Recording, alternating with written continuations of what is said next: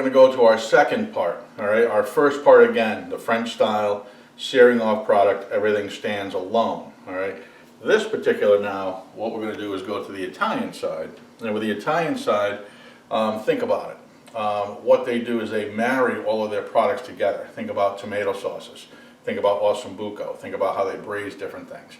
All right, what we're going to do is a saute dish, same type of style, but this time we're going to marry all the products together. I'm not going to take the chicken out of the dish. I'm going to leave the chicken in the dish. All right. This particular dish is a chicken marsala, like we were talking about. But if you go back and you look at the authentic chicken dishes, and we're actually going to hit the Sicilian region, which is more known for their fish and that type of thing, but for what we're doing, I wanted to show the same type of property of chicken. So we are going to do a chicken marsala. Why it's in the Sicilian region is because actually marsala is in Sicilian region of Italy. So that's where the grapes are grown, that's how it comes through. And I don't know if you know this, but marsala is a fortified wine. So what that means is basically it's a wine, but what makes it fortified is it basically has brandy in it.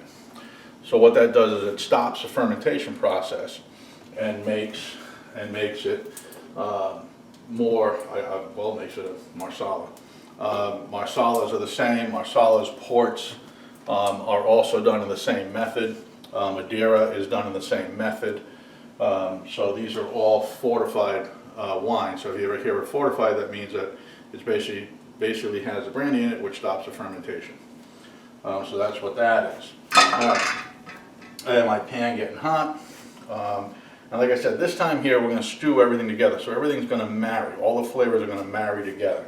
So it doesn't have to stand alone. So we'll go back to our chicken the way we did before. We've got to season our chicken up. So again, salt. In this particular dish too, you can go either way. You can use white pepper or black pepper. I'm going to stick with my white pepper for the same reason. I just want to make it pure. And the white pepper, it's not, they say it might be hotter, but it's not any hotter than what you would have if it was the black pepper. It's not like a cayenne or something along that lines. Again, season my plate, then I'll season my product. Get all this set. Now the difference on this one here, when we do this also, is I'm not going to use a chicken stock per se, but I'm going to use a brown sauce or a brown demi-glaze. And demi just means reduced, twice reduced. So it's basically a very rich brown sauce. Okay, so get rid of this. Alright, so we have our chicken, we have it in the flour. I'm going to take a little bit of oil. Again, we just went through that. It's our canola oil. We're going to sear off basically our chicken. But like I said, this time here when we do this, I'm not taking it out of the pan, because I'm going to have all the flavors stewed together.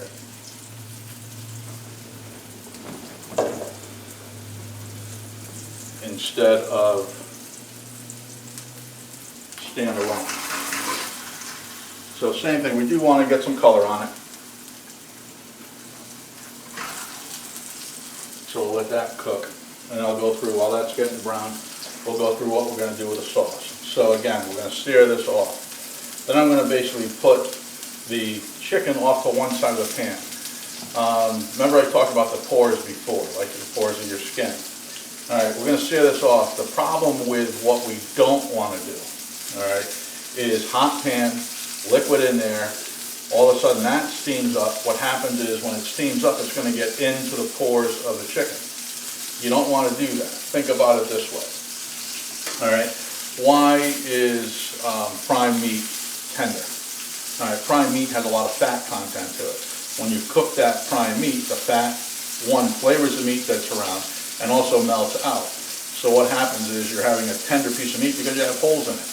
Right? If you ever, I don't know if you've ever seen a tenderizer or things like that, but it actually pokes holes in products, again, so that it has holes in it, so that you're not having this tough, rigid piece of meat. So basically what would happen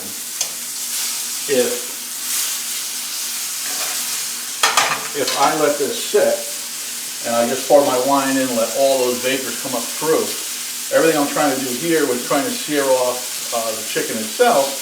All right, what will happen is all of that raw Marsala wine goes up into those pores. Now I don't know if you've ever had something that's basically been cooked in this style where you have all of those wines and all that go up into your product.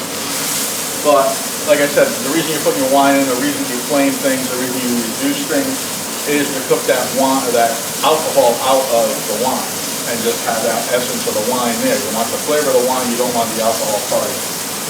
What would happen here, if I don't tip my pan, if I get all of that into the chicken, right, all of that acts like a board. All you do is take those pores of skin and you stuff it all back in there with that raw wine, that raw alcohol into there, and you toughen your product. You don't want to do that. Now, naturally, as we're cooking this dish down, it's going to stew, so all of those flavors in the chicken are going to come out, and they're going to go back in, but you don't want to do that right off the bat. So again, we want to get nice color on this, so we have, you see both sides. We have some nice color on both sides.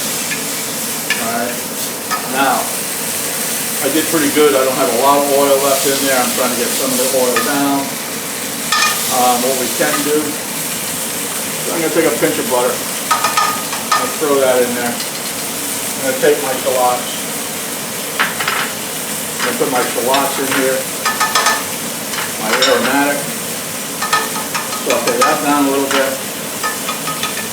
Again, nice background. Alright, with that going on, I'm going to take my mushrooms. Hold them up. Saute down my mushrooms. Get those going. Again, I got my chicken off to the side. I'm going to add a little more butter. Keep on moving my chicken around as it cooks. A little more butter.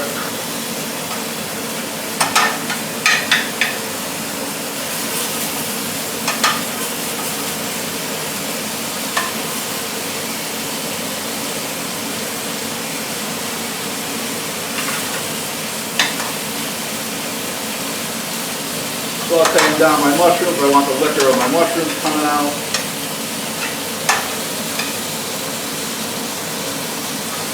And again, so all of my flavors start to marry a little bit. I got my chicken on.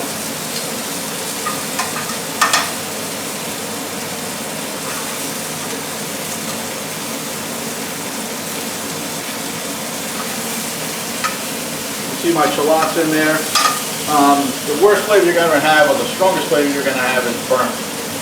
Alright, so if you notice, my onions are caramelized down, but they're not burnt. You don't want that burnt flavor, you just want that aromatic flavor, nice flavor coming through. I'm moving my mushrooms around. See how I got a little bit now? See how they're starting to extract the flavor, extract the moisture out? That's what we're looking for. Now that I have that, now I'm going to add in my wine. Be careful when you do this, because again, there is alcohol in this. Alright, take it off your stove. See how I have it here? Put it back on my stove. Let it come down. Not bad. And you're going to get a little flame from the alcohol, but let the alcohol cook out. Alright, now we're going to stew up our meat. Flip it around, make sure now it all starts to marry. Now, I talked about that brown sauce. Alright, made it earlier, had my mise en place ready to go.